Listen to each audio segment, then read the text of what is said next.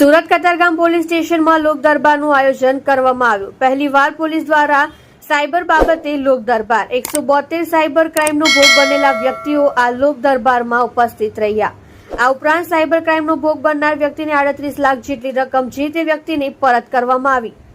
લોક દરબારમાં સરકારી એડવોકેટ નયન સુખડવાલા પણ ઉપસ્થિત રહ્યા હતા। સુરત પોલીસ કમિશનર દ્વારા પણ લોકોને સાયબર ક્રાઇમ બાબતે માહિતગાર કરવામાં આવ્યા હતા। વર્તમાન સમયમાં સાયબર ક્રાઇમ એક મોટો પડકાર છે।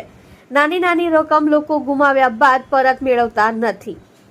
હવે ઝોન 3ના પોલીસ સ્ટેશનોમાં એક વડીલ પોલીસ ચોકી લોકોના રકમ પરત કરાવશે। નાની રકમ હોવાથી ફરિયાદી રસ દાખવતા નથી। તમે જોઈ રહ્યા છો live India Today news channel. Reporter મનોજભાઈ સાથે કેમેરામેન રમેશભાઈ જયસ્વાલની સાથે।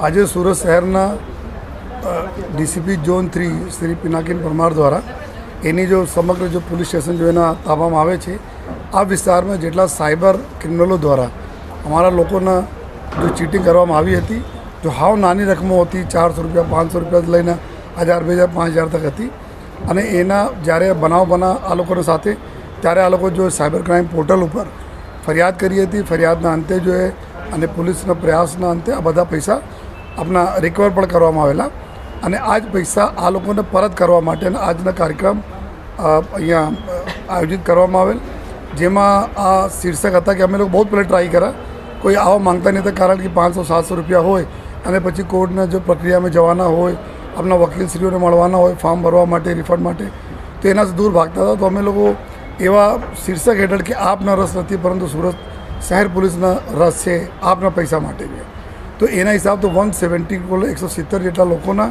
કુલ 38 લાખ રૂપિયાથી આસપાસના રકમના ટોટલ જો એ આજે રિફંડની પ્રક્રિયા થઈ રહી છે, જેમાં અમારા જિલ્લા જો સરકારી વકીલ શ્રી નયનભાઈ સુખડવાલા સાહેબ હાજર છે, અને કલ્પેશભાઈ દેસાઈ સાહેબ જો આપના પ્રાઇવેટ પ્રેક્ટિસ કરે છે એની પૂરી ટીમ સાથે અહીંયા હાજર છે।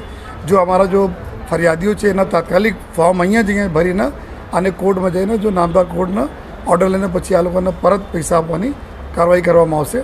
અને હું એ આપણા 170 લોકો જો આજે આવ્યા છે એના આભાર માનું છું। આભાર એના માટે કે આ લોકો જો કમ્પ્લેન કરી પછી આ સાયબર ક્રિમિનલના પાછળ પોલીસ ગઈ, અને એના પછી જો અમે પણ ડેટા મળ્યા જોઈએ કે આ ક્રિમિનલ્સ ક્યાંથી બેસીને ક્રાઇમ કરતા હોય છે, એના બી એકાઉન્ટો ફ્રીઝ થયા, એના બી મોબાઈલ ફોન જો ડીએક્ટિવેટ કરાયા, તો આ ભલે નાની રકમવાળા અમારા જો સાયબર વોરિયર્સ અમે એના બોલીએ છીએ, પરંતુ એના થકી અમે લોકો બહુ મોટા પણ એના કેસ નાના હોય, લેકિન એના કેસ થકી બહુ મોટા કેસો પણ ડિટેક્ટ થયેલા જોયા નથી જોઈએ। અને સાથોસાથ અમે આપણે પોલીસને બી ખબર પડી કે આ લોકો ક્યાં બેઠી કરતા હોય, જેથી ભારત સરકારશ્રી, રાજ્ય સરકારશ્રી અને પોલીસો અલગ જો પોલીસ હોય છે એના પણ એક આઈડિયા આવે કે હોટ સ્પોટ આપણા કઈ જગ્યાઓ છે જ્યાંથી આ લોકો ચીટિંગ કરતા હોય। સર, પોલીસની એક ટેગલાઇન છે, you are not interested but we are. આ ટેગલાઇન અંતર્ગત આપ જે હજુ એવા કેટલાક ભોગ બનનાર લોકો છે કે જે હજુ પોલીસ મથકે નથી પહોંચ્યા, એમને શું અપીલ કરવા માંગશો?